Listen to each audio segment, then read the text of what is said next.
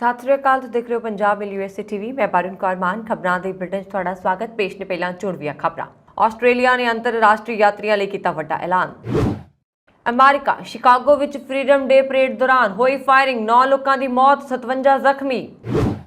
America 'ਚ ਆਜ਼ਾਦੀ ਦਿਹਾੜੇ ਤੇ ਗੋਲੀਆਂ ਚਲਾ ਕੇ ਲੋਕਾਂ ਦੀ ਹੱਤਿਆ ਕਰਨ ਵਾਲਾ ਸ਼ੂਟਰ ਗ੍ਰਿਫਤਾਰ। ਅਮਰੀਕਾ ਦੀਆਂ ਸੜਕਾਂ ਤੇ ਵੀਡੀਓ ਗੇਮ ਦੀ ਤਰ੍ਹਾਂ ਚੱਲਦੀਆਂ ਨੇ ਗੋਲੀਆਂ। ਟੋਰਾਂਟੋ ਸਿਟੀ ਨੇ ਕਲੀਨ ਸ਼ੇਵ ਹੋਣਾ ਕੀਤਾ ਲਾਜ਼ਮੀ, 100 ਦੇ ਕਰੀਬ ਸਿੱਖਾਂ ਦੀ ਗਈ ਨੌਕਰੀ। ਅਮਰੀਕਾ ਵਿੱਚ ਗਰਭਪਾਤ ਕਰਵਾਉਣ ਵਾਲੀਆਂ ਔਰਤਾਂ ਨੂੰ ਸਜ਼ਾ ਦਿਵਾਉਣ ਦੀ ਮੁਹਿੰਮ ਤੇਜ਼, ਕਈ ਚਰਚ ਹੋਏ ਐਕਟਿਵ। ਟਰੰਪ ਖਿਲਾਫ ਸਬੂਤ ਲੈ ਕੇ ਸਾਹਮਣੇ ਆਏ ਗਵਾਹ, ਸੰਸਦੀ ਕਮੇਟੀ ਨੇ ਵਾਈਟ ਹਾਊਸ ਦੇ ਵਕੀਲਾਂ ਨੂੰ ਕੀਤੇ ਸਮਨ। ਤੇ ਹੁਣ ਇਹਨਾਂ ਖਬਰਾਂ ਦਾ ਵਿਸਥਾਰ ਤੇ ਕੁਝ ਹੋਰ ਖਬਰਾਂ।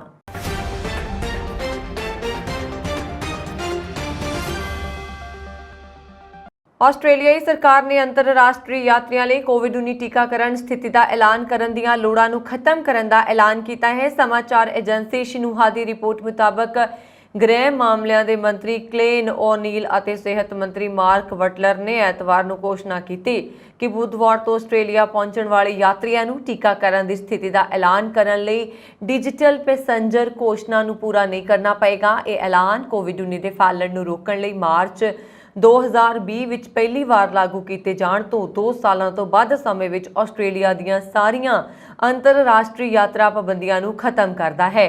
ਓਨੀਲ ਨੇ ਇੱਕ ਬਿਆਨ ਵਿੱਚ ਕਿਹਾ ਕਿ ਸਾਡੇ ਹਵਾਈ ਅੱਡੇ ਵਿਅਸਤ ਹੁੰਦੇ ਜਾ ਰਹੇ ਨੇ। ਇਹਨਾਂ ਲੋੜਾਂ ਨੂੰ ਹਟਾਉਣ ਨਾਲ ਨਾ ਕੇਵਲ ਸਾਡੇ ਹਵਾਈ ਅੱਡਿਆਂ ਵਿੱਚ ਦੇਰੀ ਘਟੇਗੀ, ਬਲਕਿ ਵਧੇਰੇ ਸੈਲਾਨੀਆਂ ਅਤੇ ਹੁਨਰਮੰਦ ਕਾਮਿਆਂ ਨੂੰ ਆਸਟ੍ਰੇਲੀਆ ਨੂੰ ਇੱਕ ਮੰਜ਼ਿਲ ਵਜੋਂ ਚੁਣਨ ਲਈ ਉਤਸ਼ਾਹਿਤ ਕੀਤਾ ਜਾ ਸਕੇਗਾ। ਆਸਟ੍ਰੇਲੀਆ ਜਾਣ ਵਾਲੇ ਸਾਰੇ ਲੋਕਾਂ ਨੂੰ ਅਜੇ ਵੀ ਫਲਾਈਟਸ ਵਿੱਚ ਫੇਸ ਮਾਸਕ ਪਹਿਨਣ ਦੀ ਲੋੜ ਹੋਏਗੀ। ਇਹ ਘੋਸ਼ਣਾ ਉਸ ਸਮੇਂ ਹੋਈ ਜਦੋਂ ਆਸਟ੍ਰੇਲੀਆ ਵਿੱਚ ਕੋਵਿਡ-19 ਕੇਸਾਂ ਦੀ ਗਿਣਤੀ ਲਗਾਤਾਰ ਵੱਧ ਰਹੀ ਹੈ। ਸੋਮਵਾਰ ਸਵੇਰੇ ਆਸਟ੍ਰੇਲੀਆ ਨੇ 25,000 ਤੋਂ ਵੱਧ ਨਵੇਂ ਕੋਵਿਡ-19 ਕੇਸ ਅਤੇ 25 ਮੌਤਾਂ ਦੀ ਸੂਚਨਾ ਦਿੱਤੀ। ਅਮਰੀਕਾ ਦੇ ਸ਼ਿਕਾਗੋ ਵਿੱਚ ਫਰੀडम ਡੇ ਪਰੇਡ ਦੌਰਾਨ ਫਾਇਰਿੰਗ ਦੀ ਖਬਰ ਸਾਹਮਣੇ ਆਈ। ਇਹ ਘਟਨਾ ਸ਼ਿਕਾਗੋ ਤੋਂ 25 ਮੀਲ ਦੂਰ ਸ਼ਿਕਾਗੋ ਦੇ ਉਪਨਗਰ ਹਾਈਲੈਂਡ ਪਾਰਕ ਵਿੱਚ ਵਾਪਰੀ। NBC Chicago.com ਮੁਤਾਬਕ ਗੋਲੀਬਾਰੀ ਵਿੱਚ 9 ਲੋਕ ਮਾਰੇ ਗਏ ਅਤੇ 57 ਹੋਰ ਜ਼ਖਮੀ ਹੋਏ। ਲੇਕ ਕਾਉਂਟੀ ਸ਼ੈਰਿਫ ਦੇ ਆਫਿਸ ਨੇ ਇਹ ਜਾਣਕਾਰੀ ਦਿੱਤੀ। ਦੱਸਣਯੋਗ ਹੈ ਕਿ ਅਮਰੀਕਾ ਇਸ ਵਾਰ ਆਪਣਾ 246ਵਾਂ ਸੁਤੰਤਰਤਾ ਦਿਵਸ ਮਨਾ ਰਿਹਾ ਹੈ। ਆਫਿਸ ਨੇ ਲੋਕਾਂ ਨੂੰ ਇਲਾਕੇ ਤੋਂ ਦੂਰ ਜਾਣ ਲਈ ਕਿਹਾ ਤਾਂ ਜੋ ਪੁਲਿਸ ਆਪਣਾ ਕੰਮ ਕਰ ਸਕੇ। ਪੁਲਿਸ ਮੁਤਾਬਕ 2 ਵਿਅਕਤੀਆਂ ਨੇ ਗੋਲੀਆਂ ਚਲਾਈਆਂ। ਦੱਸਿਆ ਜਾਂਦਾ ਹੈ ਕਿ ਪਰੇਡ ਸਵੇਰੇ 10 ਵਜੇ ਸ਼ੁਰੂ ਹੋਈ, ਪਰ ਗੋਲੀਬਾਰੀ ਕਾਰਨ 10 ਮਿੰਟ ਬਾਅਦ ਪਰੇਡ ਨੂੰ ਰੋਕ ਦਿੱਤਾ ਗਿਆ। ਪੁਲਿਸ ਨੇ ਖਦਸ਼ਾ ਪ੍ਰਗਟਾਇਆ ਹੈ ਕਿ ਹਮਲਾਵਰ ਕਾਲੇ ਰੰਗ ਦੀ SUV ਵਿੱਚ ਹੋ ਸਕਦੇ ਨੇ। ਹਾਲਾਂਕਿ ਪੁਲਿਸ ਨੇ ਹਮਲਾਵਰਾਂ ਨੂੰ ਫੜਨ ਲਈ ਪੂਰੇ ਇਲਾਕੇ ਨੂੰ ਘੇਰ ਲਿਆ। ਇਸ ਦੇ ਨਾਲ ਹੀ ਹਮਲੇ ਤੋਂ ਬਾਅਦ ਲੋਕਾਂ ਨੂੰ ਘਰਾਂ 'ਚ ਰਹਿਣ ਦੀ ਅਪੀਲ ਕੀਤੀ ਗਈ ਹੈ। ਅਮਰੀਕਾ ਦੇ ਸ਼ਿਕਾਗੋ ਸ਼ਹਿਰ ਦੇ ਹਾਈਲੈਂਡ ਪਾਰਕ ਵਿੱਚ ਸੁਤੰਤਰਤਾ ਦਿਵਸ ਦੀ ਪਰੇਡ ਦੌਰਾਨ ਗੋਲੀਬਾਰੀ ਕਰਨ ਤੋਂ ਬਾਅਦ ਲੋਕਾਂ ਦੀ ਹੱਤਿਆ ਕਰਨ ਵਾਲੇ ਸ਼ੂਟਰ ਰੌਬਰਟ ਬੋਬੀ ਕ੍ਰੇਮੋ ਨੂੰ ਪੁਲਿਸ ਨੇ ਗ੍ਰਿਫਤਾਰ ਕਰ ਲਿਆ। ਇਸ ਹਮਲਾਵਰ ਨੇ ਗੋਲੀਬਾਰੀ ਤੋਂ ਪਹਿਲਾਂ YouTube ਤੇ ਇੱਕ ਵੀਡੀਓ ਪਾ ਦਿੱਤੀ ਸੀ, ਜਿਸ ਵਿੱਚ ਉਸਨੇ ਕਿਹਾ ਸੀ ਕਿ ਮੇਰੀ ਹਰਕਤ ਨੂੰ ਦਲੇਰ ਮੰਨਿਆ ਜਾਏਗਾ ਤੇ ਮੈਨੂੰ ਪਤਾ ਹੈ ਕਿ ਕੀ ਕਰਨਾ ਹੈ, ਮੇਰੀ ਕਿਸਮਤ ਹੈ। ਇਹ ਹਮਲਾਵਰ ਪੇਸ਼ੇ ਤੋਂ ਰੈਪਰ ਹੈ।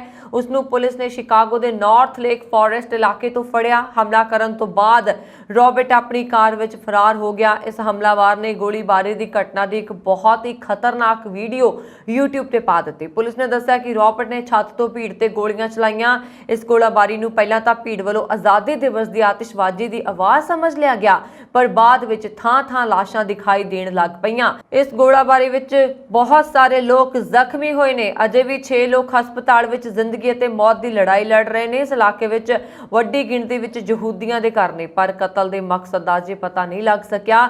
ਦੱਸਿਆ ਜਾ ਰਿਹਾ ਕਿ ਸ਼ਿਕਾਗੋ ਦੇ ਇੱਕ ਪੁਲਿਸ ਅਧਿਕਾਰੀ ਨੇ ਰੌਬਰਟ ਨੂੰ ਜਾਂਦੇ ਹੋਏ ਦੇਖਿਆ, ਉਸ ਨੂੰ ਰੋਕਣ ਦੀ ਕੋਸ਼ਿਸ਼ ਕੀਤੀ। ਇਸ ਤੋਂ ਬਾਅਦ ਪੁਲਿਸ ਅਧਿਕਾਰੀਆਂ ਨੇ ਰੌਬਰਟ ਦਾ ਪਿੱਛਾ ਕੀਤਾ ਤੇ ਭੱਜ ਕੇ ਉਸ ਨੂੰ ਫੜ ਲਿਆ।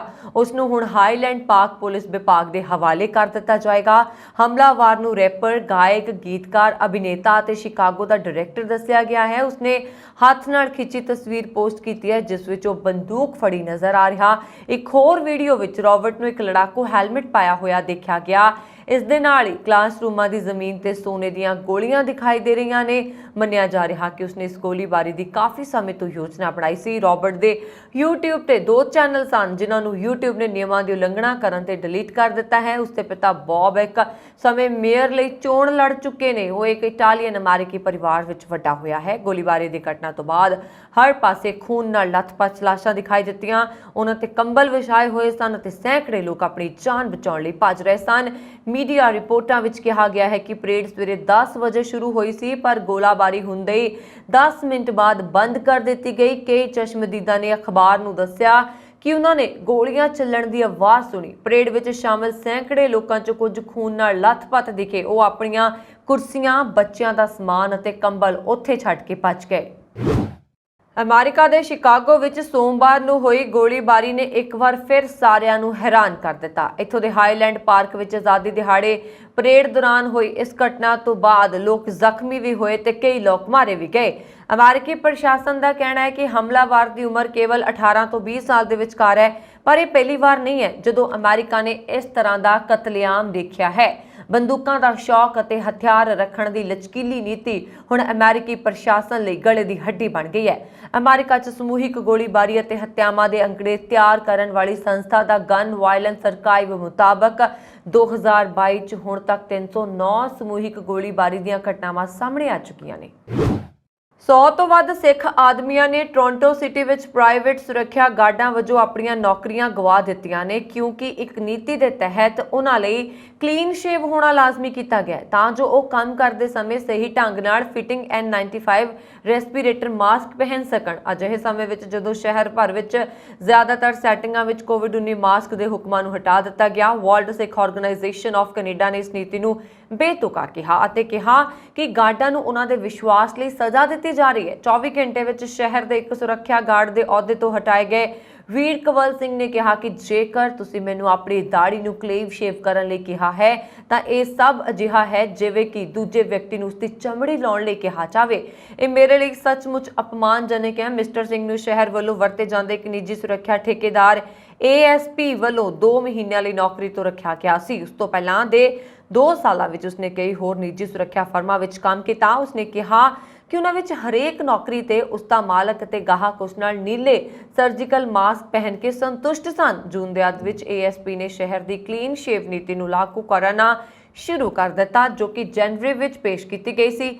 ਕੰਪਨੀ ਨੇ ਸ੍ਰੀ ਸਿੰਘ ਨੂੰ ਕਿਹਾ ਕਿ ਉਹ ਸ਼ੈਲਟਰ ਵਿੱਚ ਕੰਮ ਕਰਨਾ ਜਾਰੀ ਰੱਖਣਾ ਚਾਹੁੰਦਾ ਹੈ ਤਾਂ ਉਸ ਨੂੰ ਆਪਣੀ ਦਾੜੀ ਉਤਾਰਨੀ ਪਏਗੀ। ਮਿਸਟਰ ਸਿੰਘ ਨੇ ਕਿਹਾ ਕਿ ASP ਨੇ ਉਸ ਨੂੰ ਅਜਿਹੀ ਸਾਈਟ ਤੇ ਦੁਬਾਰਾ ਨਿਯੁਕਤ ਕਰਨ ਦੀ ਪੇਸ਼ਕਸ਼ ਕੀਤੀ ਹੈ ਜਿੱਥੇ N95 ਪਹਿਨਣ ਦੀ ਲੋੜ ਨਹੀਂ ਹੋਏਗੀ, ਪਰ ਨਵੀਂ ਸਥਿਤੀ ਨੇ ਘੱਟ ਉਜਰਤ ਦਾ ਭੁਗਤਾਨ ਕੀਤਾ। ਟੋਰਾਂਟੋ ਦੀ ਇੱਕ ਸੁਰੱਖਿਆ ਕੰਪਨੀ ਦੇ ਮੈਨੇਜਰ ਨੇ ਆਪਣੇ ਕਰਮਚਾਰੀਆਂ ਨੂੰ ਸਮਝਾਇਆ ਕਿ ਜੇਕਰ ਉਹ ਕਲੀਨ ਸ਼ੇਵ ਹੋਏ ਬਿਨਾਂ ਕੰਮ ਤੇ ਆਉਂਦੇ ਨੇ ਤਾਂ ਉਹਨਾਂ ਨੂੰ ਬਿਨਾਂ ਤਨਖਾਹ ਤੋਂ ਤੁਰੰਤ ਘਰ ਭੇਜ ਦਿੱਤਾ ਜਾਏਗਾ।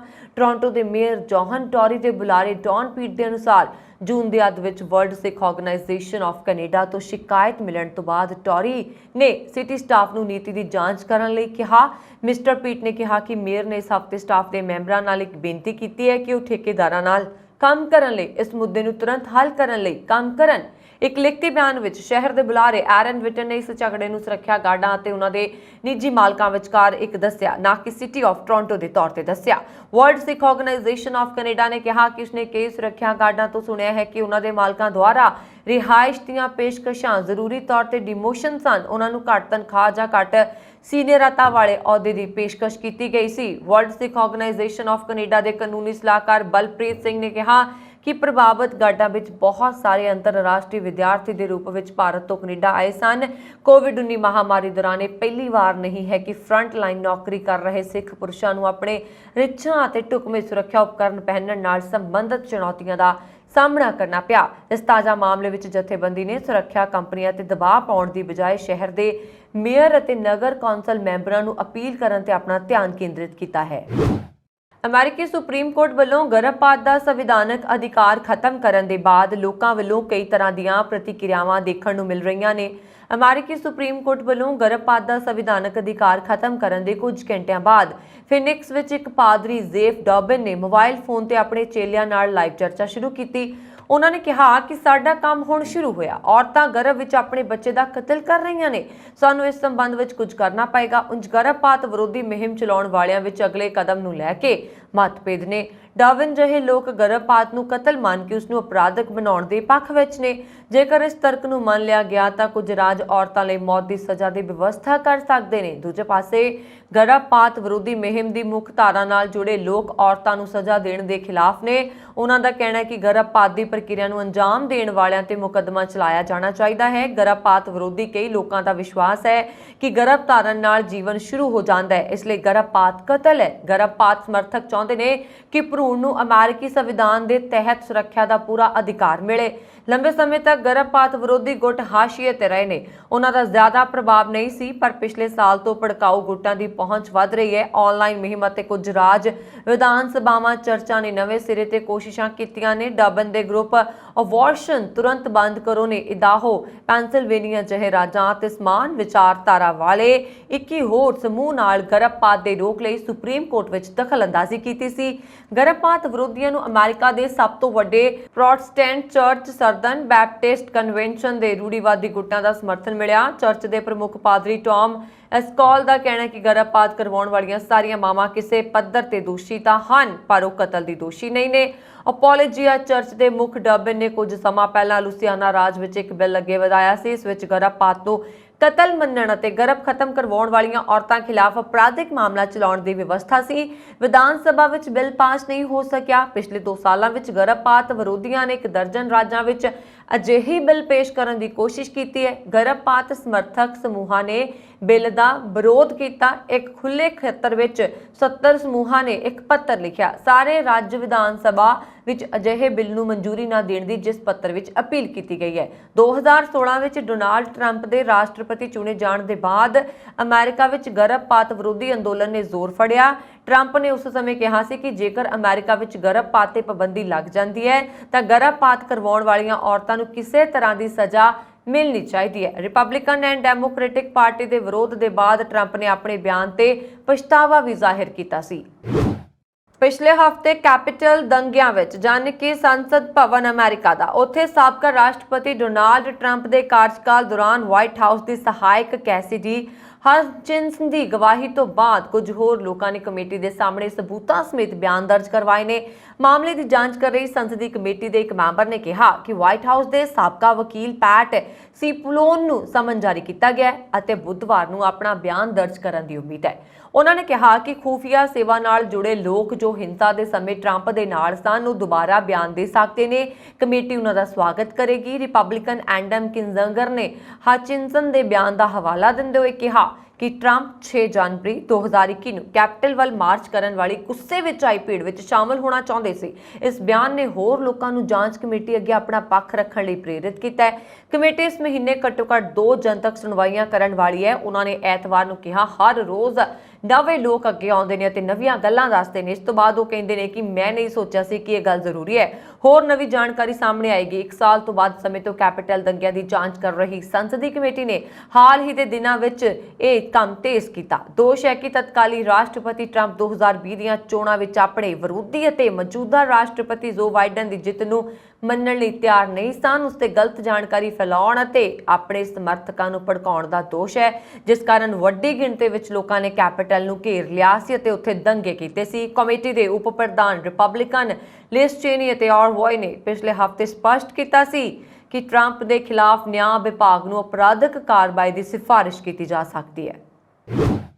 ਦੱਖਣੀ ਚੀਨ ਸਾਗਰ ਤੋਂ ਲੈ ਕੇ ਲਦਾਖ ਤੱਕ ਆਪਣੀ ਦਾਦਾਗਿਰੀ ਦਿਖਾ ਰਹੇ ਚੀਨ ਦੀਆਂ ਕੋਸ਼ਿਸ਼ਾਂ ਹੁਣ ਚੰਦਰਮਾ ਤੇ ਕਬਜ਼ਾ ਕਰਨ ਵਾਲੀਆਂ ਨੇ। ਅਮਰੀਕੀ ਪੁਲਾੜ ਏਜੰਸੀ ਨਾਸਾ ਦੇ ਮੁਖੀ ਨੇ ਚੀਨ ਦੇ ਇਰਾਦਿਆਂ ਬਾਰੇ ਚੇਤਾਵਨੀ ਦਿੱਤੀ ਹੈ।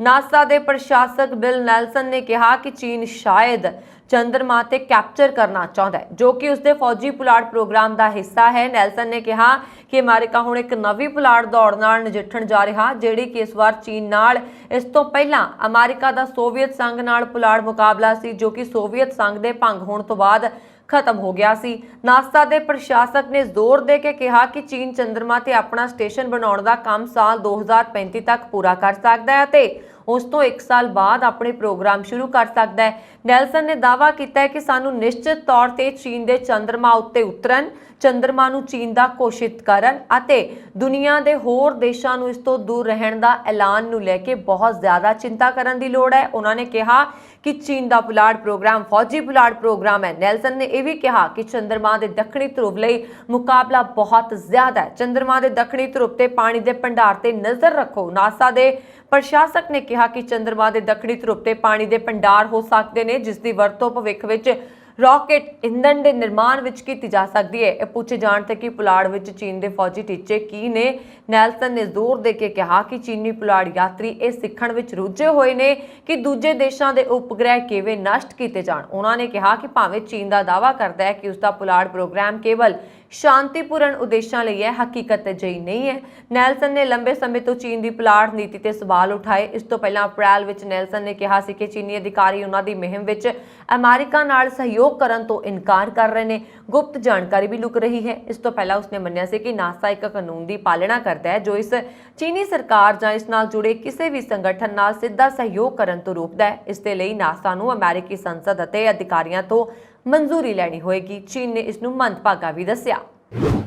ਇੱਕ ਟਰੱਕ ਡਰਾਈਵਰ ਨੇ ਜਦ ਆਪਣੀ ਖਰੀਦੀ ਹੋਈ ਲਾਟਰੀ ਦਾ ਬਾਰਕੋਡ ਸਕ੍ਰੈਚ ਕੀਤਾ ਤਾਂ ਉਸਨੂੰ ਜ਼ਰਾ ਵੀ ਅੰਦਾਜ਼ਾ ਨਹੀਂ ਸੀ ਕਿ ਉਹ ਮਾਲ ਹੋਣ ਵਾਲਾ ਲਾਟਰੀ ਕੂਪਨ ਸਕ੍ਰੈਚ ਕਰਨ ਤੋਂ ਬਾਅਦ ਜਦ ਉਸਨੇ ਨੰਬਰਾਂ ਦਾ ਮਿਲਾਨ ਕੀਤਾ ਤਾਂ ਕਰੋੜਪਤੀ ਬਣ ਚੁੱਕਾ ਸੀ। ਬਸ ਕੁਝ ਫਾਰਮੈਲਿਟੀ ਬਾਕੀ ਸੀ। ਮਾਮਲਾ ਅਮਰੀਕਾ ਦਾ ਹੈ, ਜਿੱਥੇ ਟਰੱਕ ਡਰਾਈਵਰ ਨੇ ਲਾਟਰੀ ਵਿੱਚ 7.5 ਕਰੋੜ ਰੁਪਏ ਜਿੱਤੇ। ਆਮ ਤੌਰ ਤੇ ਸੁਪਨੇ ਵਿੱਚ ਦਿਖੀਆਂ ਚੀਜ਼ਾਂ ਦਾ ਮਤਲਬ ਅਲੱਗ-ਅਲੱਗ ਕੱਢਿਆ ਜਾਂਦਾ ਹੈ, ਲੇਕਿਨ ਅਮਰੀਕਾ ਦੇ ਇੱਕ ਸ਼ਖਸ ਨੇ ਅਜਿਹਾ ਸੁਪਨਾ ਦੇਖਿਆ ਜਿਸ ਕਾਰਨ ਉਹ ਰਾਤੋਂ ਰਾਤ ਕਰੋੜਪਤੀ ਬਣ ਗਿਆ। ਸ਼ਖਸ ਨੇ ਸੁਪਨੇ ਵਿੱਚ ਲਾਟਰੀ ਦਾ ਨੰਬਰ ਦੇਖਿਆ ਤੇ ਉਸਨੇ ਉਸੇ ਨੰਬਰ ਦੀ ਟਿਕਟ ਖਰੀਦ ਲਈ। ਇਸ ਤੋਂ ਬਾਅਦ ਉਸਦੀ ਕਿਸਮਤ ਖੁੱਲ ਗਈ। ਲੱਕੀ ਡਰਾਅ ਵਿੱਚ ਇਹ ਵਿਅਕਤੀ 2.5 ਲੱਖ ਕਰੋੜ ਯਾਨੀ 2 ਕਰੋੜ ਰੁਪਏ ਜਿੱਤ ਕੇ ਗਦਗਦ ਹੋ ਗਿਆ।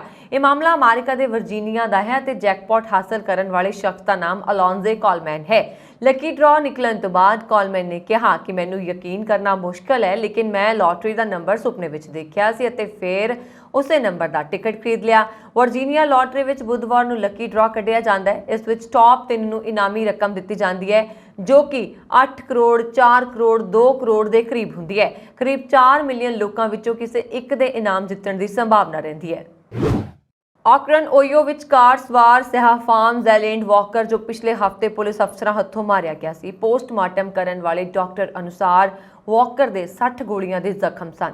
ਹਾਲਾਂਕਿ ਪੁਲਿਸ ਨੇ ਕੁੱਲ ਕਿੰਨੀਆਂ ਗੋਲੀਆਂ ਚਲਾਈਆਂ ਇਸ ਬਾਰੇ ਜਾਣਕਾਰੀ ਨਹੀਂ ਮਿਲ ਸਕੀ। ਆਕਲੈਂਡ ਪੁਲਿਸ ਦਾ ਕਹਿਣਾ ਹੈ ਕਿ ਵਾਕਰ ਟ੍ਰੈਫਿਕ ਸਟਾਪ ਤੋਂ ਬਚ ਗਿਆ ਸੀ। ਪੁਲਿਸ ਅਧਿਕਾਰੀਆਂ ਨੇ ਉਸ ਦਾ ਪਿੱਛਾ ਕੀਤਾ ਜਿਸ ਦੌਰਾਨ ਉਹ ਮਾਰਿਆ ਗਿਆ। ਇਸ ਮਾਮਲੇ ਵਿੱਚ ਸਿੱਧੇ ਤੌਰ ਤੇ ਸ਼ਾਮਲ 8 ਪੁਲਿਸ ਅਫਸਰਾਂ ਨੂੰ ਪ੍ਰਸ਼ਾਸਨਿਕ ਛੁੱਟੀ ਤੇ ਭੇਜ ਦਿੱਤਾ ਗਿਆ। ਇਸ ਘਟਨਾ ਦੇ ਮੱਦੇਨਜ਼ਰ ਸ਼ਹਿਰ ਵਿੱਚ ਹੋਣ ਵਾਲਾ 4 ਦਿਨਾਂ ਮੇਲਾ ਰੱਦ ਕਰ ਦਿੱਤਾ ਗਿਆ। ਅਧਿਕਾਰੀਆਂ ਵੱਲੋਂ ਜਾਰੀ ਕੀਤੀ ਗਈ ਵੀਡੀਓ ਵਿੱਚ ਸਾਫ਼ ਨਜ਼ਰ ਆ ਰਿਹਾ ਕਿ ਵਾਕਰ ਆਪਣੀ ਕਾਰ ਚੋਂ ਨਿਕਲ ਕੇ ਥੋੜਾ ਜਿਹਾ ਪੁਲਿਸ ਅਧਿਕਾਰੀਆਂ ਵੱਲ ਵੱਧਦਾ ਹੈ, ਜਿਸ ਦੌਰਾਨ ਪੁਲਿਸ ਅਧਿਕਾਰੀ ਉਸ ਉੱਪਰ ਅੰਧਾਧੁੰਦ ਗੋਲੀਆਂ ਚਲਾ ਦਿੰਦੇ ਨੇ। ਪੁਲਿਸ ਮੁਖੀ ਸਟੀਫਨ ਮਾਈਲੈਟ ਨੇ ਕਿਹਾ ਕਿ ਪੁਲਿਸ ਅਫਸਰਾਂ ਨੇ ਵਾਕਰ ਨੂੰ ਮੁੱਢਲੀ ਸਹਾਇਤਾ ਦੇਣ ਦੀ ਕੋਸ਼ਿਸ਼ ਕੀਤੀ ਪਰ ਉਹ ਮੌਕੇ ਉੱਪਰ ਹੀ ਦਮ ਤੋੜ ਚੁੱਕਾ ਸੀ। ਘਟਨਾ ਦੀ ਓਹੀਓ ਬਿਊਰੋ ਆਫ ਕ੍ਰਿਮੀਨਲ ਇਨਵੈਸਟੀਗੇਸ਼ਨ ਜਾਂਚ ਕਰ ਰਹੀ ਹੈ। ਇਸ ਘਟਨਾ ਦੇ ਵਿਰੋਧ ਵਿੱਚ NAACP ਦੀ ਆਰਕਨ ਇਕਾਈ ਦੀ ਅਗਵਾਈ 'ਚ ਲੋਕਾਂ ਨੇ ਜ਼ਬਰਦਸਤ ਪ੍ਰਦਰਸ਼ਨ ਕੀਤਾ। 1000 ਤੋਂ ਵੱਧ ਲੋਕਾਂ ਦੇ ਇਕੱਠ ਨੇ ਪੁਲਿਸ ਖਿਲਾਫ ਨਾਅਰੇਬਾਜ਼ੀ ਕੀਤੀ। ਖੋਜਕਾਰਾਂ ਨੇ ਇੱਕ ਨਵਾਂ N95 ਫੇਸ ਮਾਸਕ ਵਿਕਸਿਤ ਕੀਤਾ ਹੈ ਜਿਹੜਾ ਨਾ ਕੇਵਲ ਕੋਵਿਡ-19 ਦੇ ਪ੍ਰਸਾਰ ਨੂੰ ਘੱਟ ਕਰ ਸਕਦਾ ਹੈ ਬਲਕਿ ਇਸ ਦੇ ਸੰਪਰਕ ਵਿੱਚ ਆਉਣ ਵਾਲਾ ਨਾਲ ਵੀ SARS-CoV-2 ਵਾਇਰਸ ਮਰ ਜਾਂਦਾ ਹੈ। ਖੋਜਕਾਰਾਂ ਦਾ ਕਹਿਣਾ ਹੈ ਕਿ ਮਾਸਕ ਨੂੰ ਲੰਬੇ ਸਮੇਂ ਤੱਕ ਪਹਿਨਿਆ ਜਾ ਸਕਦਾ ਹੈ। ਇਸ ਨਾਲ ਪਲਾਸਟਿਕ ਕਚਰਾ ਘੱਟ ਹੁੰਦਾ ਹੈ ਕਿਉਂਕਿ ਇਸ ਨੂੰ ਬਾਰ-ਬਾਰ ਬਦਲਣ ਦੀ ਜ਼ਰੂਰਤ ਨਹੀਂ ਹੁੰਦੀ। ਅਮਰੀਕਾ ਦੀ ਰੈਨਜ਼ੇਲਰ ਪੋਲੀਟੈਕਨਿਕ ਇੰਸਟੀਚਿਊਟ ਦੀ ਇਡਮੰਡ ਪਾਲੋਰੀਮੋ ਨੇ ਕਿਹਾ ਕਿ ਅਸੀਂ ਸਮਝਦੇ ਹਾਂ ਕਿ ਲੰਬੇ ਸਮੇਂ ਤੱਕ ਚੱਲਣ ਵਾਲੇ ਸਵੈ ਨਿਰਜੀਵ ਨਿੱਜੀ ਸੁਰੱਖਿਆ ਉਪਕਰਨ ਜਿਵੇਂ N95 ਰੈਸਪੀਰੇਟਰ ਦੀ ਦਿਸ਼ਾ 'ਚ ਪਹਿਲਾ ਕਦਮ ਹੈ। ਪਾਲੋਰੀਮੋ ਨੇ ਕਿਹਾ ਇਹ ਜ਼ਰਾਸੀਮ ਨੂੰ ਹਵਾ 'ਚ ਫੈਲਣ ਤੋਂ ਘੱਟ ਕਰਨ 'ਚ ਮਦਦਗਾਰ ਸਾਬਤ ਹੋ ਸਕਦਾ ਹੈ। N95 ਮਾਸਕ ਵਿੱਚ ਫਿਲਟਰੇਸ਼ਨ ਪਰਤਾਂ ਰਸਾਇਣਿਕ ਸੋਧ ਲਈ ਬਹੁਤ ਸੰਵੇਦਨਸ਼ੀਲ ਹੁੰਦੀਆਂ ਨੇ। ਕੈਨੇਡਾ ਦੇ ਬ੍ਰਿਟਿਸ਼ ਕੋਲੰਬੀਆ ਸੂਬੇ ਵਿੱਚ 24 ਜੂਨ ਤੋਂ ਲਾਪਤਾ ਬੌਬੀ ਘੁੰਮਣ ਬਾਰੇ ਹੁਣ ਤੱਕ ਕੁਝ ਪਤਾ ਨਹੀਂ ਲੱਗਾ। ਉਧਰ ਸਰੀ ਸ਼ਹਿਰ ਵਿੱਚ 1 ਜੁਲਾਈ ਨੂੰ ਲਾਪਤਾ ਹੋਈ 20 ਸਾਲ ਦੀ ਪੰਜਾਬੀ ਕੁੜੀ ਸਿਮਰਨਜੀਤ ਕੌਰ ਸਹੀ ਸਲਾਮਤ ਮਿਲ ਗਈ ਹੈ। ਸਰੀ ਦੀ ਰਾਇਲ ਕੈਨੇਡੀਅਨ ਮਾਊਂਟਡ ਪੁਲਿਸ ਨੇ ਦੱਸਿਆ ਕਿ ਸਿਮਰਨਜੀਤ ਕੌਰ 1 ਜੁਲਾਈ ਨੂੰ ਕੈਨੇਡਾ ਡੇ ਵਾਲੇ ਦਿਨ ਸਰੀ ਦੇ 99 ਐਵਨਿਊ ਦੇ ਬਲਾਕ ਨੰਬਰ 13500 ਵਿੱਚ ਰਾਤ 9 ਵਜੇ ਤੋਂ ਬਾਅਦ ਲਾਪਤਾ ਹੋਈ ਸੀ। ਦੱਸ ਦਈਏ ਕਿ ਬ੍ਰਿਟਿਸ਼ ਕੋਲੰਬੀਆ ਸੂਬੇ ਵਿੱਚ ਇੱਕ 42 ਸਾਲ ਦਾ ਪੰਜਾਬੀ ਵਿਅਕਤੀ ਵੀ ਲਾਪਤਾ ਹੈ।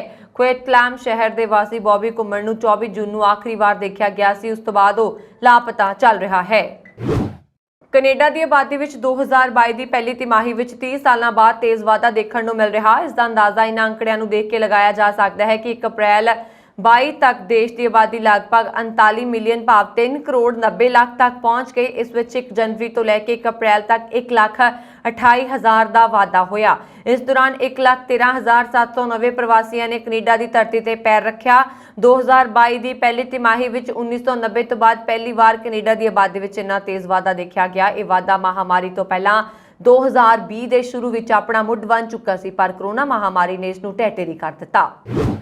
ਆਸਟ੍ਰੇਲੀਆ ਦੇ ਸਭ ਤੋਂ ਵੱਡੇ ਸ਼ਹਿਰ ਸਿਡਨੀ ਅਤੇ ਆਸ-ਪਾਸ ਸੈਂਕੜੇ ਘਰ ਪਾਣੀ ਵਿੱਚ ਡੁੱਬ ਗਏ ਨੇ, ਜਿਸ ਕਾਰਨ 50,000 ਤੋਂ ਵੱਧ ਲੋਕ ਪ੍ਰਭਾਵਿਤ ਹੋਏ ਨੇ। State emergency service manager Ashley Sullivan ਨੇ ਕਿਹਾ ਕਿ ਐਮਰਜੈਂਸੀ ਰਿਸਪੌਂਸ ਟੀਮਾਂ ਨੇ ਸਿਡਨੀ ਖੇਤਰ ਵਿੱਚ ਹੜ੍ਹਾਂ ਨਾਲ ਭਰੀਆਂ ਸੜਕਾਂ ਜਾਂ ਪਾਣੀ ਵਿੱਚ ਡੁੱਬੇ ਘਰਾਂ ਅਤੇ ਕਾਰਾਂ ਵਿੱਚ ਫਸੇ ਲੋਕਾਂ ਵਿੱਚੋਂ ਰਾਤੋਂ-ਰਾਤ 100 ਲੋਕ ਬਚਾਏ ਗਏ। ਭਾਰੀ ਮੀਂਹ ਦੇ ਦਿਨਾਂ ਨੇ ਡੈਮਾਂ ਨੂੰ ਓਵਰਫਲੋ ਕਰਨ ਅਤੇ ਜਲ ਮਾਰਗਾਂ ਨੂੰ ਉਹਨਾਂ ਦੇ ਕਿਨਾਰਿਆਂ ਨੂੰ ਤੋੜਨ ਦਾ ਕਾਰਨ ਬਣਾਇਆ, ਜਿਸ ਨਾਲ 16 ਮਹੀਨਿਆਂ ਵਿੱਚ 5 ਮਿਲੀਅਨ ਲੋਕਾਂ ਦੇ ਸ਼ਹਿਰ ਦੇ ਕੁਝ ਹਿੱਸਿਆਂ ਵਿੱਚ ਚੌਥੀ ਹੜ੍ਹ ਐਮਰਜੈਂਸੀ ਆਈ। ਨਿਊ ਸਾਊਥ ਵੇਲਜ਼ ਰਾਜ ਸਰਕਾਰ ਨੇ ਹੜ੍ਹ ਪੀੜਤਾਂ ਲਈ ਫੈਡਰਲ ਸਰਕਾਰ ਦੀ ਵਿੱਤੀ ਸਹਾਇਤਾ ਨੂੰ ਸਰਗਰਮ ਕਰਦਿਆਂ 23 ਸਥਾਨਕ ਸਰਕਾਰੀ ਖੇਤਰਾਂ ਵਿੱਚ ਰਾਤੋਂ-ਰਾਤ ਇੱਕ ਆਫਤ ਘੋਸ਼ਿਤ ਕੀਤੀ। ਨਿਊ ਸਾਊਥ ਵੇਲਜ਼ ਦੇ ਪ੍ਰੀਮੀਅਰ ਡੋਮਿਨਿਕ ਪੋਰਟੈਟ ਨੇ ਕਿਹਾ ਕਿ ਘਰਾਂ ਨੂੰ ਛੱਡਣ ਦੀ ਤਿਆਰੀ ਕਰਨ ਦੇ ਆਦੇਸ਼ ਅਤੇ ਚੇਤਾਵਨੀਆਂ ਨੇ 50,000 ਤੋਂ ਵੱਧ ਲੋਕਾਂ ਨੂੰ ਪ੍ਰਭਾਵਿਤ ਕਰ ਦਿੱਤਾ, ਜੋ ਸੋਮਵਾਰ ਨੂੰ 32,000 ਸਨ। ਪੋਰਟੈਟ ਨੇ ਕਿਹਾ ਕਿ ਆਫਤ ਖਤਮ ਨਹੀਂ ਹੋਈ, ਕਿਰਪਾ ਕਰਕੇ ਤੁਸੀਂ ਜਿੱਥੇ ਵੀ ਹੋ ਉਦਾਸ ਨਾ ਰਹੋ, ਕਿਰਪਾ ਕਰਕੇ ਸੜਕਾਂ ਤੇ ਗੱਡੀ ਚਲਾਉਣ ਵੇਲੇ ਸਾਵਧਾਨ ਰਹੋ। ਸਾਡੇ ਰਾਜ ਵਿੱਚ ਹੜ੍ਹ ਆਉਣ ਦਾ ਅਜੇ ਕਾਫੀ ਖਤਰਾ ਹੈ। ਐਮਰਜੈਂਸੀ ਸੇਵਾਵਾਂ ਮੰਤਰੀ ਸਟੀਵ ਕੁੱਕ ਨੇ ਹੜ੍ਹ ਸੰਕਟ ਦੇ ਚੌਥੇ ਦਿਨ ਤੱਕ ਕਿਸੇ ਵੀ ਮੌਤ ਜਾਂ ਗੰਭੀਰ ਸੱਟ ਨੂੰ ਰੋਕਣ ਲਈ ਬਚਾਅ ਅਮਲੇ ਦੇ ਹੁਨਰ ਅਤੇ ਵਚਨਬੱਧਤਾ ਦਾ ਸਿਹਰਾ ਦਿੱਤਾ। ਬਿਊਰੋ ਆਫ ਮੈਟਰੋਲੋਜੀ ਦੇ ਮੌਸਮ ਵਿਗਿਆਨੀ ਜੋਨਾਥ ਹਾਊ ਨੇ ਕਿਹਾ ਕਿ ਦੱਖਣੀ ਸਿਡਨੀ ਦੇ ਕੁਝ ਹਿੱਸਿਆਂ ਵਿੱਚ 24 ਘੰਟਿਆਂ ਵਿੱਚ 20 ਸੈਂਟੀਮੀਟਰ ਤੋਂ ਵੱਧ ਬਾਰਿਸ਼ ਹੋਈ, ਜੋ ਸ਼ਹਿਰ ਦੀ ਸਾਲਾਨਾ ਔਸਤ ਦੇ 17% ਤੋਂ ਵੱਧ ਹੈ। ਮੰਗਲਵਾਰ ਨੂੰ ਸਿਡਨੀ ਦੇ ਪੂਰਬੀ ਉਪਨਗਰਾਂ ਵਿੱਚ ਭਾਰੀ ਮੀਂਹ ਦੀ ਗੰਭੀਰ ਮੌਸਮ ਚੇਤਾਵਨੀਆਂ ਜਾਰੀ ਰਹੀਆਂ। ਚੇਤਾਵਨੀਆਂ ਸਿਡਨੀ ਦੇ ਉੱਤਰ ਵੱਲ ਤੱਟ ਦੇ ਨਾਲ ਅਤੇ ਹੰਟਰ ਵੈਲੀ ਵਿੱਚ ਵੀ ਵਧੀਆਂ। ਸਭ ਤੋਂ ਖਰਾਬ ਹੜ੍ਹ ਸਿਡਨੀ ਦੇ ਉੱਤਰੀ ਅਤੇ ਪੱਛਮੀ ਕਿਨਾਰਿਆਂ ਦੇ ਨਾਲ ਹੌਕਸਬਰੀ ਨੇਪੀਅਨ ਨਦੀ ਪ੍ਰਣਾਲੀ ਦੇ ਨਾਲ ਸੀ। ਹਾਊ ਨੇ ਕਿਹਾ ਕਿ ਚੰਗੀ ਖਬਰ ਇਹ ਹੈ ਕਿ ਕੱਲ ਦੁਪਹਿਰ ਤੱਕ ਇਹ ਜ਼ਿਆਦਾਤਰ ਸੁੱਕਾ ਦਿਖਾਈ ਦੇ ਰਿਹਾ। ਰਾਤ ਵਿੱਚ ਬਹੁਤ ਬਾਰਿਸ਼ ਹੋਈ ਅਤੇ ਅਸਲ ਵਿੱਚ ਕੁਝ ਨਦੀਆਂ ਨੂੰ ਦੂਜੀ ਵਾਰ ਸਿਖਰ ਤੇ ਦੇਖ ਰਿਹਾ। ਯੂਕਰੇਨ ਦੇ ਨਾਲ ਰੂਸ ਦੀ ਚੱਲ ਰਹੀ ਜੰਗ ਕਾਰਨ ਤਣਾਅ ਵੱਧਦਾ ਜਾ ਰਿਹਾ। ਇਸ ਜੰਗ ਦੇ ਆਲੇ ਦੁਆਲੇ ਕਈ ਹੋਰ ਦੇਸ਼ਾਂ ਦੇ ਨਾਲ ਰੂਸ ਦਾ ਵਿਵਾਦ ਵੀ ਜਾਰੀ ਹੈ। ਇਸ ਸੂਚੀ ਵਿੱਚ ਬੁਲਗਾਰੀਆ ਵੀ ਹੁਣ ਸ਼ਾਮਲ ਹੋ ਗਿਆ। ਬੁਲਗਾਰੀਆ ਸਰਕਾਰ ਨੇ ਯੂਕਰੇਨ ਨਾਲ ਚੱਲ ਰਹੇ ਯੁੱਧ ਕਾਰਨ ਪੈਦਾ ਹੋਏ ਹਾਲਾਤਾਂ ਦਰਮਿਆਨ ਰਾਜਧਾਨੀ ਸੋਫੀਆ ਸਥਿਤ ਰੂਸੀ ਦੂਤਘਰ ਨੂੰ ਬੰਦ ਕਰ ਦਿੱਤਾ। ਇਸ ਫੈਸਲੇ ਤੋਂ ਬਾਅਦ ਬੁਲਗਾਰੀਆ ਵਿੱਚ ਰੂਸੀ ਦੂਤਵਾਸ ਦੇ 70 ਡਿਪਲੋਮੈਟ ਐਤਵਾਰ ਨੂੰ ਆਪਣੇ ਪਰਿਵਾਰਾਂ ਨਾਲ ਮਾਸਕੋ ਪਰਤ ਗਏ। ਬੁਲਗਾਰੀਆ ਨੇ ਸੋਫੀਆ 'ਚ ਨਿਯੁਕਤ ਡਿਪਲੋਮੈਟਾਂ ਨੂੰ ਅਣਚਾਹੇ ਕਰਾਰ ਦਿੰਦੇ ਹੋਏ ਦੇਸ਼ ਛੱਡਣ ਲਈ ਕਿਹਾ ਸੀ। ਬੁਲਗਾਰੀਆ ਸਰਕਾਰ ਦੇ ਫੈਸਲੇ ਦੇ ਨਤੀਜੇ ਵਜੋਂ ਡਿਪਲੋਮੈਟ ਅਤੇ ਉਸ ਦਾ ਪਰਿਵਾਰ 2 ਜਹਾਜ਼ਾਂ ਵਿੱਚ ਰੂਸ ਵਾਪਸ ਪਰਤਿਆ। ਬੁਲਗਾਰੀਆ ਦੇ ਇਸ ਫੈਸਲੇ ਨੇ ਰੂਸ ਨਾਲ ਉਸ ਦੇ ਇਤਿਹਾਸਕ ਸੰਬੰਧਾਂ ਨੂੰ ਭਾਰੀ ਨੁਕਸਾਨ ਪਹੁੰਚਾਇਆ ਹੈ। ਇਸ ਤੋਂ ਪਹਿਲਾਂ ਬੁਲਗਾਰੀਆ ਨੇ ਯੂਕਰੇਨ ਤੇ ਰੂਸੀ ਹਮਲੇ ਦੀ ਸਖਤ ਨਿੰਦਾ ਕੀਤੀ ਸੀ ਅਤੇ ਯੂਕਰੇਨ ਦੀ ਫੌਜ ਨੂੰ ਹਥਿਆਰ ਭੇਜੇ ਸਨ। ਮਲੇਸ਼ੀਆ ਵਿੱਚ ਮੌਤ ਦੀ ਸਜ਼ਾ ਵਿਰੋਧੀ ਕਾਰਕੁਨਾਂ ਨੇ ਸੋਮਵਾਰ ਨੂੰ ਸਿੰਗਾਪੁਰ ਸਰਕਾਰ ਨੂੰ ਭਾਰਤੀ ਮੂਲ ਦੇ ਮਲੇਸ਼ੀਅਨ ਡਰੱਗ ਤਸਕਰ ਦੇ ਇਸ ਹਫ਼ਤੇ ਫਾਂਸੀ ਦੀ ਸਜ਼ਾ ਨੂੰ ਰੋਕਣ ਦੀ ਅਪੀਲ ਕੀਤੀ ਹੈ। 3 ਮਹੀਨਿਆਂ ਤੋਂ ਵੀ ਘੱਟ ਸਮੇਂ ਵਿੱਚ ਇਹ ਦੂਜਾ ਮਾਮਲਾ ਹੈ। ਕਾਰਕੁਨਾਂ ਨੇ ਦੱਸਿਆ ਕਿ ਕੁਲਵੰਤ ਸਿੰਘ ਨੂੰ 2016 ਵਿੱਚ ਸਿੰਗਾਪੁਰ ਵਿੱਚ ਹੈਰੋਇਨ ਲਿਆਉਣ ਦਾ ਦੋਸ਼ੀ ਠਹਿਰਾਇਆ ਗਿਆ ਸੀ। ਉਸ ਨੂੰ ਵੀਰਵਾਰ ਨੂੰ ਫਾਂਸੀ ਦਿੱਤੀ ਜਾਣੀ ਹੈ। ਅਪ੍ਰੈਲ ਦੇ ਅਖੀਰ ਵਿੱਚ ਭਾਰਤੀ ਮੂਲ ਦੇ ਇੱਕ ਹੋਰ ਮਲੇਸ਼ੀਅਨ ਡਰੱਗ ਤਸਕਰ ਨਾਗੇਂਦਰਨ ਕੇ ਧਰਮਲਿੰਗਮ ਨੂੰ ਫਾਂਸੀ ਦਿੱਤੇ ਜਾਣ ਦੇ ਅੰਤਰਰਾਸ਼ਟਰੀ ਗੁੱਸੇ ਨੂੰ ਜਨਮ ਦਿੱਤਾ ਸੀ। ਸੰਭਾਵਤ ਤੌਰ ਤੇ ਹੈ ਕਿਉਂਕਿ ਉਹ ਮਾਨਸਿਕ ਤੌਰ ਤੇ ਬਿਮਾਰ ਸੀ। Anti death penalty Asia network ਨੇ ਸਿੰਗਾਪੁਰ ਦੇ ਦੂਤਘਰ ਨੂੰ ਇੱਕ ਮੰਗ ਪੱਤਰ ਸੌਂਪਿਆ, ਜਿਸ ਵਿੱਚ ਅਪੀਲ ਕੀਤੀ ਗਈ ਹੈ ਕਿ ਕੁਲਵੰਤ ਦੀ ਫਾਂਸੀ ਨੂੰ ਮੁਅੱਤਲ ਕੀਤਾ ਜਾਵੇ ਤਾਂ ਜੋ ਉਸ ਨੂੰ ਮਾਫੀ ਦੀ ਅਰਜ਼ੀ ਦਾਇਰ ਕਰਨ ਦਾ ਮੌਕਾ ਦਿੱਤਾ ਜਾ ਸਕੇ। ਮੰਗ ਪੱਤਰ ਵਿੱਚ ਕਿਹਾ ਗਿਆ ਹੈ ਕਿ ਕੁਲਵੰਤ ਦੀ ਉਮਰ 23 ਸਾਲ ਸੀ ਜਦੋਂ ਉਸ ਨੂੰ 2013 ਵਿੱਚ ਗ੍ਰਿਫਤਾਰ ਕੀਤਾ ਗਿਆ ਸੀ। ਉਸ ਨੂੰ ਧਮਕੀ ਦਿੱਤੀ ਗਈ ਸੀ ਅਤੇ ਜੂਏ ਦੇ ਕਰਜ਼ੇ ਦੀ ਅਦਾਇਗੀ ਕਰਨ ਲਈ ਸਿੰਗਾਪੁਰ ਵਿੱਚ ਨਸ਼ੀਲੇ ਪਦਾਰਥ ਵੰਡਣ ਲਈ ਮਜਬੂਰ ਕੀਤਾ ਗਿਆ ਸੀ। ਉਸ ਦੇ ਕੇਸ ਦੀ ਸੁਣਵਾਈ ਦੌਰਾਨ ਇਸ ਕਾਰਕ ਤੇ ਵਿਚਾਰ ਨਹੀਂ ਕੀਤਾ ਗਿਆ ਸੀ। ਉਸਨੇ ਕਿਹਾ ਕਿ ਮੌਤ ਦੀ ਸਜ਼ਾ ਨੇ ਨਸ਼ਾ ਤਸਕਰਾਂ ਅਤੇ ਸੰਗਠਿਤ ਸਿੰਡੀਕੇਟਾਂ ਨੂੰ ਰੋਕਣ ਲਈ ਬਹੁਤ ਘੱਟ ਕੰਮ ਕੀਤਾ ਹੈ। ਉਹਨਾਂ ਨੇ ਕਿਹਾ ਕਿ ਸਿੰਗਾਪੁਰ ਸਰਕਾਰ ਦੀ ਫਾਂਸੀ ਦੀ ਸਜ਼ਾ ਦੀ ਸਖਤ ਨਿੰਦਾ ਦੇ ਨਤੀਜੇ ਵਜੋਂ ਸਿਰਫ ਵਿਸ਼ਵ ਵਿਆਪੀ ਨਿੰਦਾ ਹੋਈ ਹੈ ਤੇ ਕਾਨੂੰਨ ਦੇ ਸ਼ਾਸਨ ਦੁਆਰਾ ਨਿਯੰਤਰਿਤ ਇੱਕ ਵਿਕਸਿਤ ਦੇਸ਼ ਵਜੋਂ ਸਿੰਗਾਪੁਰ ਦੇ ਅਕਸ ਨੂੰ ਖਰਾਬ ਕੀਤਾ ਗਿਆ। ਆਸਟ੍ਰੇਲੀਆ ਦੇ ਪ੍ਰਧਾਨ ਮੰਤਰੀ ਐਂਥਨੀ ਅਲਬਾਨੀਜ਼ ਨੇ ਯੂਕਰੇਨ ਦੀ ਆਪਣੀ ਯਾਤਰਾ ਦੌਰਾਨ ਯੁੱਧ ਪ੍ਰਭਾਵਿਤ ਦੇਸ਼ ਨੂੰ ਹੋਰ ਫੌਜੀ ਸਹਾਇਤਾ ਦੇਣ ਦਾ ਵਾਅਦਾ ਕੀਤਾ। BBC ਨੇ ਸੋਮਵਾਰ ਨੂੰ ਰਿਪੋਰਟ ਵਿੱਚ ਇਹ ਜਾਣਕਾਰੀ ਦਿੱਤੀ ਸੀ। ਅਲਬਾਨੀਜ਼ ਨੇ ਯੁੱਧ ਤੋਂ ਪ੍ਰਭਾਵਿਤ ਰਾਜਧਾਨੀ ਦੀ ਅਚਾਨਕ ਯਾਤਰਾ ਦੌਰਾਨ ਕੀਵ ਵਿੱਚ ਰਾਸ਼ਟਰਪਤੀ ਵਲਾਦੀਮੀਰ ਜ਼ੈਲੈਂਸਕੀ ਨਾਲ ਮੁਲਾਕਾਤ ਕੀਤੀ। ਉਹਨਾਂ ਨੇ ਪਹਿਲਾਂ ਬੁਕਾ ਤੇ ਫਿਰ ਇਰਪਿਨ ਦੇ ਕਸਬਿਆਂ ਦਾ ਦੌਰਾ ਕੀਤਾ ਤੇ ਉੱਥੋਂ ਦੀ ਸਥਿਤੀ ਨੂੰ ਯੁੱਧ ਅਪਰਾਧ ਦੱਸਿਆ। 100 ਮਿਲੀਅਨ ਆਸਟ੍ਰੇਲੀਅਨ ਡਾਲਰ ਦੇ ਆਸਟ੍ਰੇਲੀਅਨ ਸਹਾਇਤਾ ਪੈਕੇਜ ਵਿੱਚ ਡਰੋਨ ਅਤੇ 34 ਵਾਧੂ ਬਖਤਰਬੰਦ ਵਾਹਨ ਸ਼ਾਮਲ ਨੇ। ਕੀਵ ਵਿੱਚ ਰਾਸ਼ਟਰਪਤੀ ਮਹਿਲ ਵਿੱਚ ਇੱਕ ਪ੍ਰੈਸ ਕਾਨਫਰੰਸ ਵਿੱਚ ਅਲਬਾਨੀਜ਼ ਨੇ ਕਿਹਾ ਕਿ ਆਸਟ੍ਰੇਲੀਆ ਲੰਬੇ ਸਮੇਂ ਤੱਕ ਯੂਕਰੇਨ ਦਾ ਸਮਰਥਨ ਕਰੇਗਾ। ਚੀਨ ਵਿੱਚ ਸੋਮਵਾਰ ਨੂੰ 12 ਲੋਕਾਂ ਦੀਆਂ ਲਾਸ਼ਾਂ ਬਰਾਮਦ ਹੋਈਆਂ ਨੇ। ਦੱਸਿਆ ਜਾ ਰਿਹਾ ਕਿ ਇਹ ਲਾਸ਼ਾਂ ਉਹਨਾਂ ਲੋਕਾਂ ਦੀਆਂ ਨੇ ਜੋ ਫਲੋਟਿੰਗ ਕ੍ਰੇਨ ਡੁੱਬਣ ਤੋਂ ਬਾਅਦ ਲਾਪਤਾ ਦੱਸੇ ਜਾ ਰਹੇ ਨੇ। ਪ੍ਰੋਵਿੰਸ਼ੀਅਲ ਮੈਰੀਟਾਈਮ ਖੋਜ ਅਤੇ ਬਚਾਅ ਕੇਂਦਰ ਨੇ ਇਸ ਦੀ ਪੁਸ਼ਟੀ ਕਰ ਦਿੱਤੀ ਹੈ।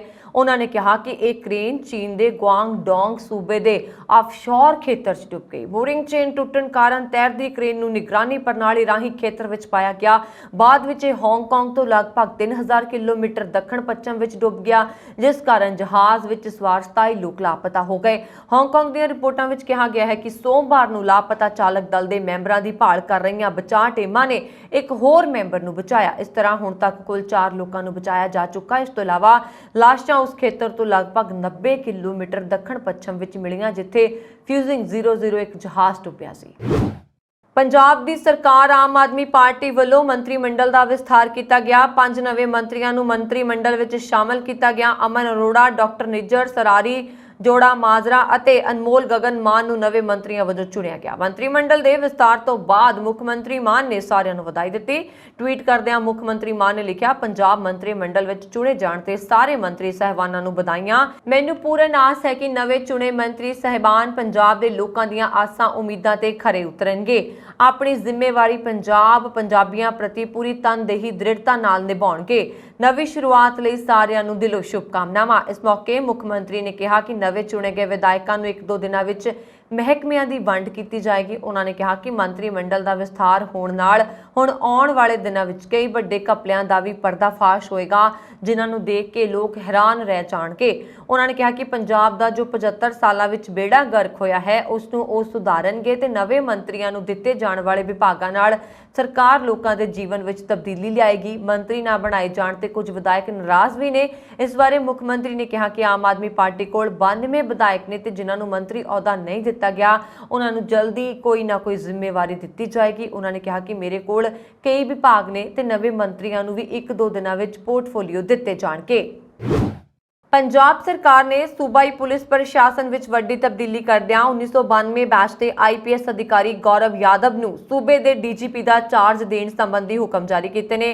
ਗ੍ਰਹਿ ਵਿਭਾਗ ਦੇ ਸੂਤਰਾਂ ਅਨੁਸਾਰ ਨਿਯੁਕਤੀ ਨੂੰ ਮੁੱਖ ਮੰਤਰੀ ਵੱਲੋਂ ਹਰੀ ਝੰਡੀ ਦੇ ਦਿੱਤੀ ਗਈ ਹੈ। ਸੂਬੇ ਦੇ ਮੌਜੂਦਾ DGP ਵੀਰੇਸ਼ ਕੁਮਾਰ ਭਾਵੜਾ ਭਲਕੇ 5 ਜੁਲਾਈ ਤੋਂ 2 ਮਹੀਨਿਆਂ ਲਈ ਛੁੱਟੀ ਤੇ ਜਾ ਰਹੇ ਨੇ। ਭਰੋਸੇਯੋਗ ਸੂਤਰਾਂ ਦਾ ਦੱਸਣਾ ਹੈ ਕਿ ਸੰਗਰੂਰ ਸੰਸਦੀ ਹਲਕੇ ਤੋਂ ਨਾਮੋਸ਼ੀ ਪਰਿਹਾਰ ਦਾ ਸਾਹਮਣਾ ਕਰਨ ਉਪਰੰਤ ਆਪ ਸਰਕਾਰ ਨੇ ਸ੍ਰੀ ਭਾਵੜਾ ਨੂੰ ਅਹੁਦਾ ਛੱਡਣ ਦੀ ਬੇਨਤੀ ਕਰਨ ਜਾਂ ਛੁੱਟੀ ਤੇ ਜਾਣ ਸੰਬੰਧੀ ਜ਼ੁਬਾਨੀ ਫਰਮਾਨ ਜਾਰੀ ਕਰ ਦਿੱਤਾ ਸੀ। ਇਸ ਦੌਰਾਨ ਸ੍ਰੀ ਭਾਵੜਾ ਨੇ ਕੇਂਦਰ ਸਰਕਾਰ ਵਿੱਚ ਡੈਪੂਟੇਸ਼ਨ ਤੇ ਜਾਣ ਸੰਬੰਧੀ ਵੀ ਅਪਲਾਈ ਕਰ ਦਿੱਤਾ ਸੀ, ਪਰ ਸਰਕਾਰ ਵੱਲੋਂ ਕਾਨੂੰਨੀ ਪ੍ਰਬੰਧ ਦੇ ਮੁੱਦੇ ਤੇ DGP ਉੱਤੇ ਢਿੱਲੀ ਕਾਰਗੁਜ਼ਾਰੀ ਦੇ ਦੋਸ਼ ਲਗਾਉਂਦਿਆਂ ਇਸ ਵੱਡੀ ਤਬਦੀਲੀ ਦਾ ਫੈਸਲਾ ਕੀਤਾ ਗਿਆ। ਇਹ ਸਨ ਹੁਣ ਤੱਕ ਦੀਆਂ ਖਬਰਾਂ। ਮੈਨੂੰ ਬਰਨ ਕੌਰ ਮਾਨ ਨੂੰ ਦਿਓ ਆਗਿਆ। ਹੋਰ ਖਬਰਾਂ ਦੇ ਲਈ ਸਾਡਾ YouTube ਚੈਨਲ ਪੰਜਾਬ ਮੇਲ USA TV ਜ਼ਰੂਰ ਸਬਸਕ੍ਰਾਈਬ ਕਰੋ। ਸਤਿ ਸ਼੍ਰੀ ਅਕਾਲ।